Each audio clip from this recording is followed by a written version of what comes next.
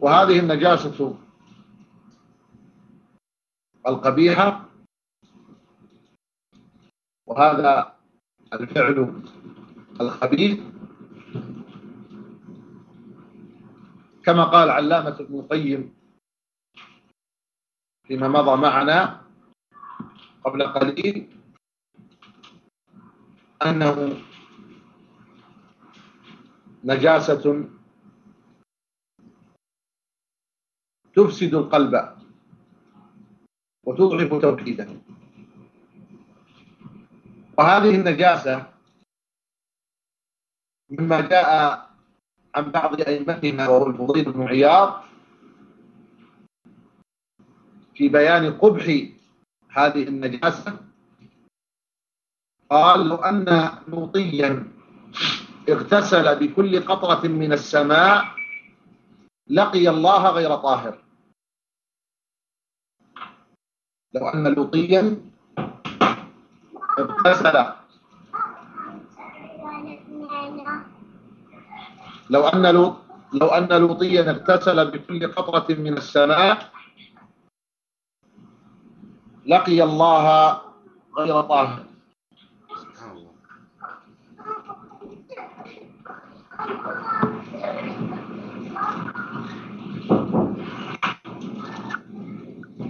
فهذه الفاحشة كما ذكرنا في بيان خبثها وعظيم ضررها أن دين المرء يضعف معها، وأن بها يفسد قلبه، يفسد قلبه.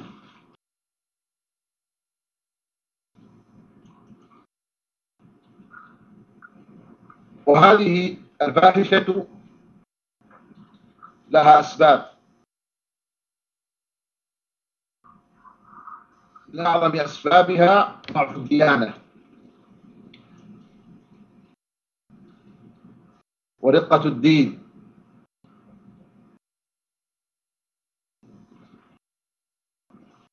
فكلما كان دين المرء ضعيفا كلما استحكم عليه الشيطان وركبه وجعله يتيه في الظلمات.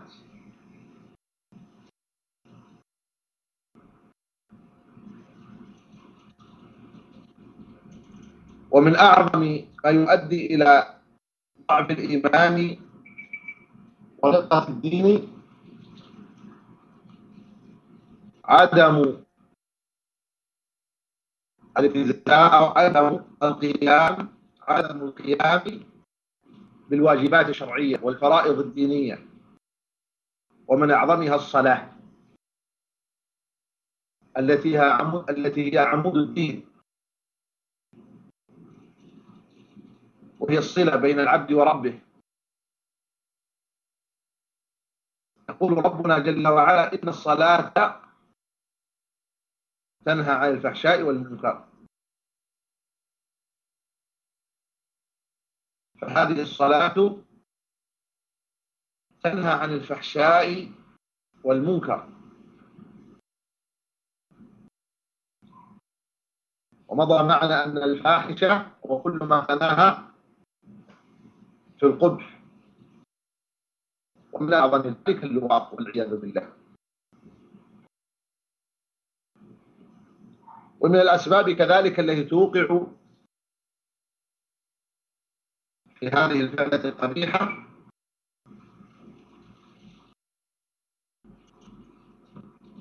الاجتماع بالمردان.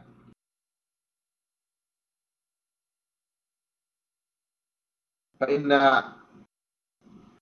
السلف الصالح رضوان الله عليهم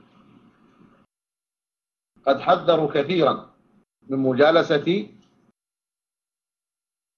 أمثال هؤلاء. جاء عن غير واحد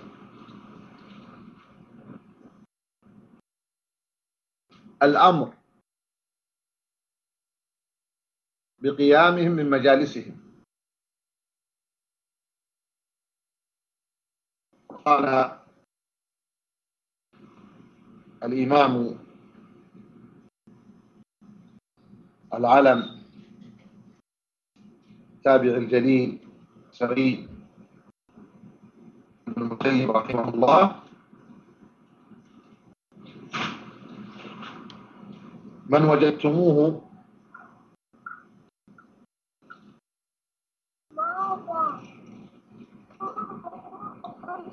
ينظر إلى الأمرد ويلح في النظر إليه فاتهموه. نعم، تفضل. The Shaykh Hafidhahullah, he says that this particular najasa, this ugly impurity and its despicable act, as we have previously heard, Ibn Qayyim al-Jawziyah, he mentioned a short while ago that it is a najasa which corrupts the heart, and it likewise corrupts the tawheed of the individual. This najasa is such that, or this particular impurity and defilement, it's been described, and it is such as Fudail ibn Iyad alayhi rahmatullah has mentioned, that if this particular person who does this act, the luti, if he does, this particular person who does this act of homosexuality, Fudail, he said that if he were to wash himself with every type of purifying agent that Allah sent down from the heavens, he would still meet Allah Ta'ala filthy.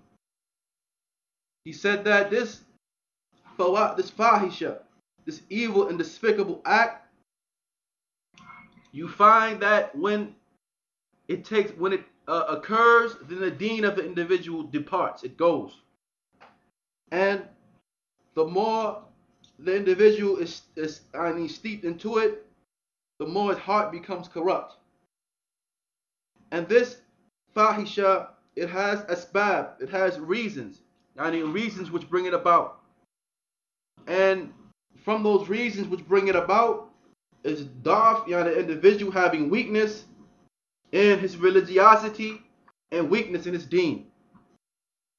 Weakness in the deen of the individual, it leads to shaitan gaining mastery and control over him and taking him into the depths of darkness. And from the greatest of that which weakness in one's deen will lead to is the lack of establishing and doing the obligatory actions and those things which are binding upon the individual. And the greatest of that which the individual could leave off is the salat. The individual, he leaves off the salat, which is the umud, it is the pillar of the religion, and it is the connection between the servant and his Lord. And Allah Ta'ala mentioned within his book that the salat, it prohibits and it keeps the individual away from fahsha and munkar, from despicable lewd acts and wicked actions.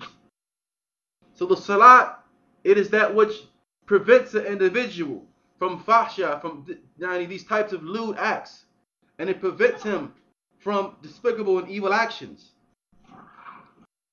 And you find that with the loss of this particular act, the individual, he will increase in despicable actions. And from that which he may increase in is al-lawat wa yadu billah. And likewise, from the reasons and the means for this is being with and mixing and mingling with young beardless and hairless boys. The Salaf, Ridwanullah alayhim, they would often warn against mixing with the likes of these boys. And many of the Imams of the Salaf have commanded with departing and getting up and not sitting with them at all. Such that Ibn Qayyim al-Jawziyah alayhi rahmatullah, he mentioned that he who you find looking at and staring at young boys and beardless young boys, then prohibit him from doing so. Naam ya Shaykh. ليس ابن القيم الجوزية، سعيد بن المسيب. Sa'id. Okay, so this was it was not Ibn Qayyim, it was rather Sa'id ibn Musayyib. Barakallahu